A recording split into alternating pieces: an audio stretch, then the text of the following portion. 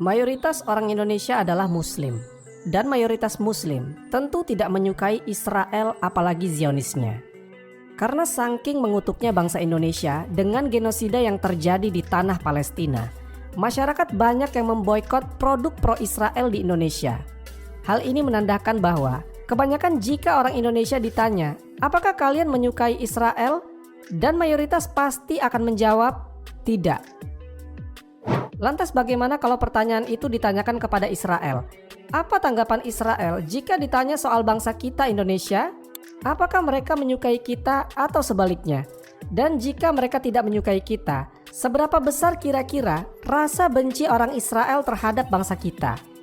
Jadi inilah 7 jawaban jujur rakyat Israel tentang Indonesia yang diwakili oleh sejumlah publik figur penting dan media berita Israel.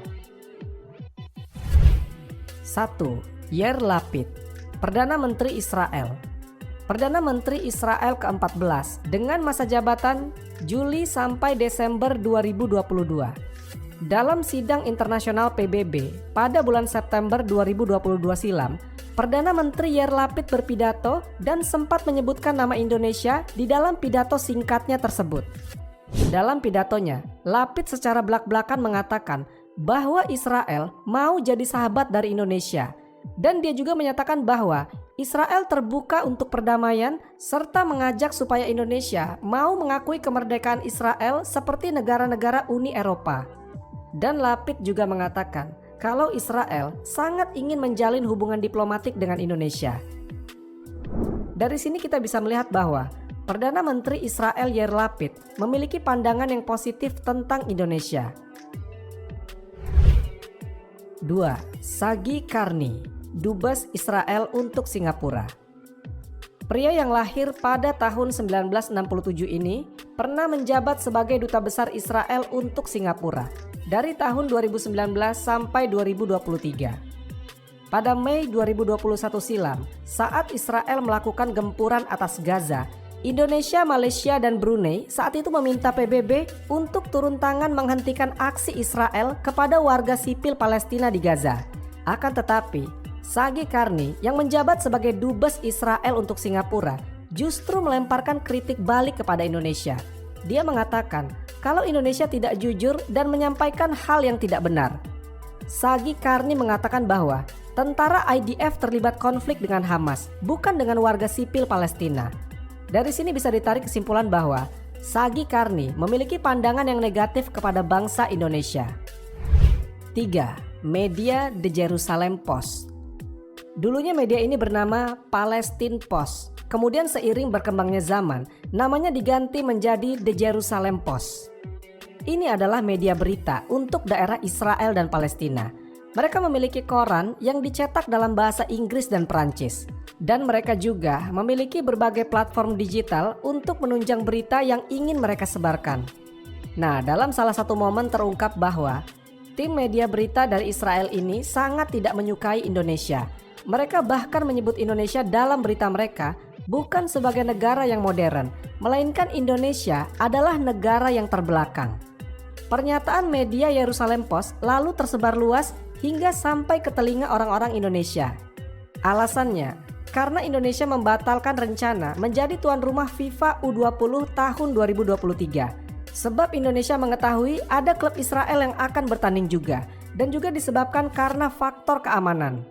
Narasi penolakan ini tak hanya dari organisasi berbasis keagamaan dan umum.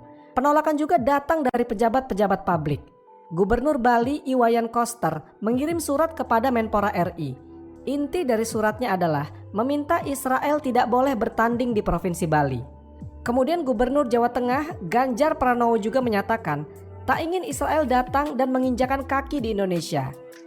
Sejumlah massa pun menggelar unjuk rasa dengan tujuan menolak klub Israel memasuki negara Indonesia, sebab tak pernah ada hubungan diplomasi resmi antara pemerintah Indonesia dan Israel.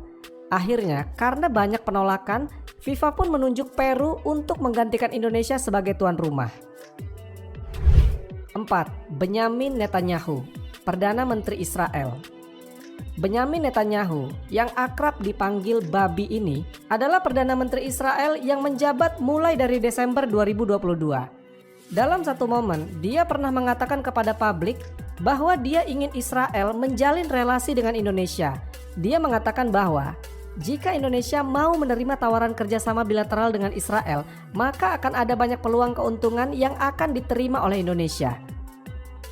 Dari sini bisa kita lihat bahwa Perdana Menteri Israel, Benyamin Netanyahu, memiliki citra positif terhadap Indonesia, padahal dia adalah 5. Isaac Herzog, Presiden Israel. Tadi Perdana Menterinya, sekarang Presidennya.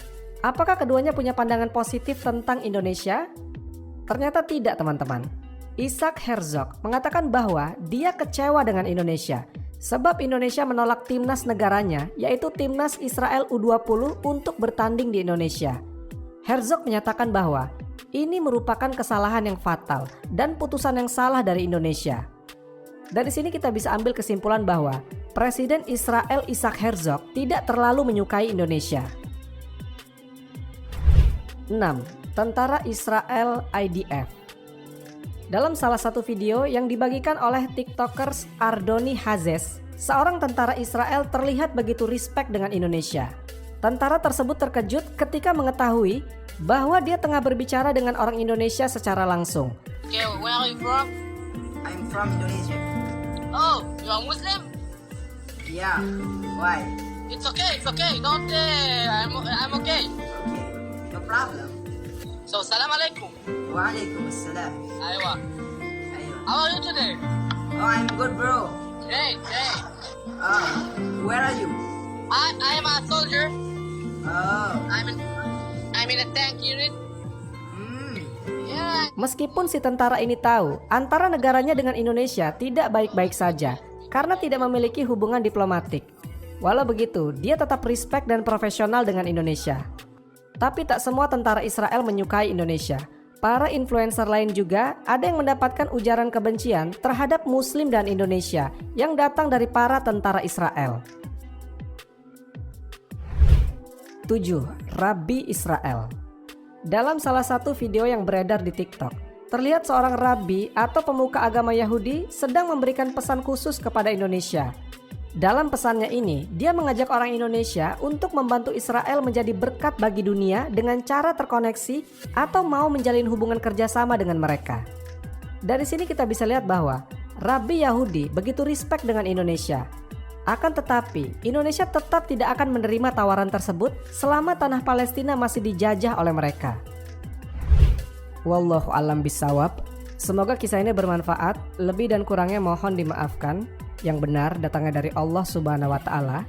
Khilaf atau keliru itu datangnya dari saya pribadi sebagai manusia biasa. Sampai ketemu di kisah-kisah seru yang penuh makna selanjutnya. Saya akhiri.